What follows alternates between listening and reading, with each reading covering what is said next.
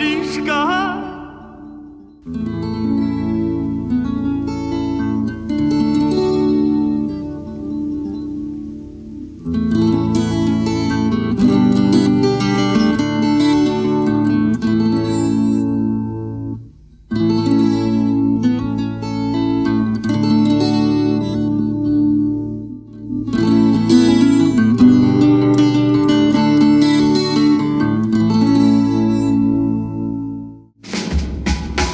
Som sa po horách nachodil, čo som sa pištolí nanosil. Kto to vie, kto to vie, kto to vie, kto povie.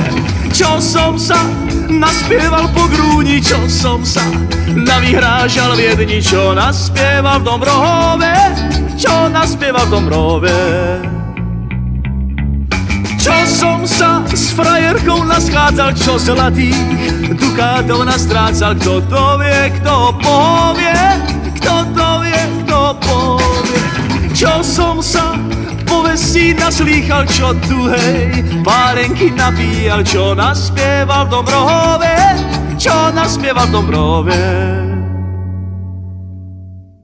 Z Bohom buď lipová líška, žitia môjho verná družka na zbojníckom polí. S Bohom buď kotlík medený,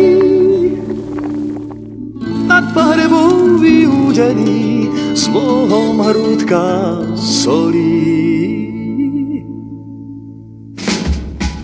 Čo som sa po horách nachodil, čo som sa pištolí nanosil. Kto to vie, kto to vie, kto to vie, kto to vie.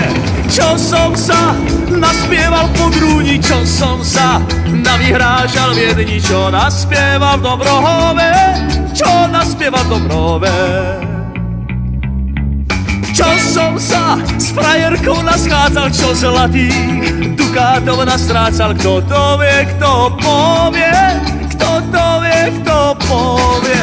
Čo som sa povestí naslýchal, čo tuhej pálenky napíjal, čo naspieval v Dombrohove, čo naspieval v Dombrohove.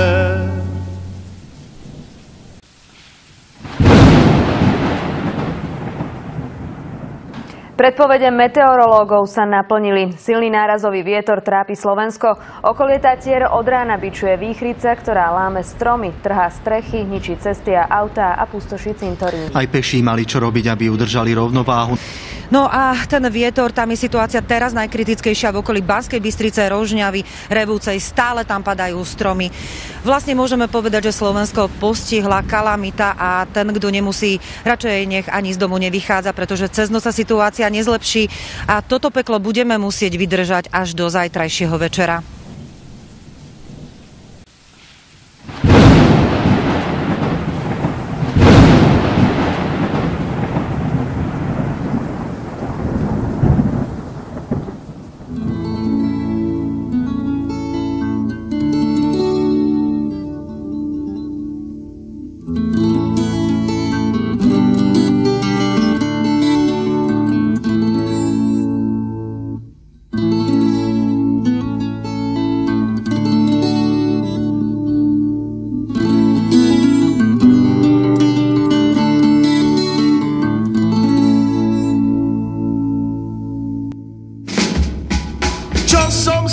Po horách nachodil, čo som sa pištolí nanosil. Kto to vie, kto to vie, kto to vie, kto to vie.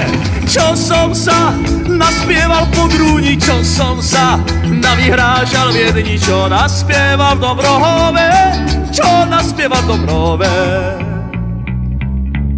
Čo som sa s frajerkou naschádzal, čo zlatých dukátov nastrácal. Kto to vie, kto povie, kto to vie, kto povie.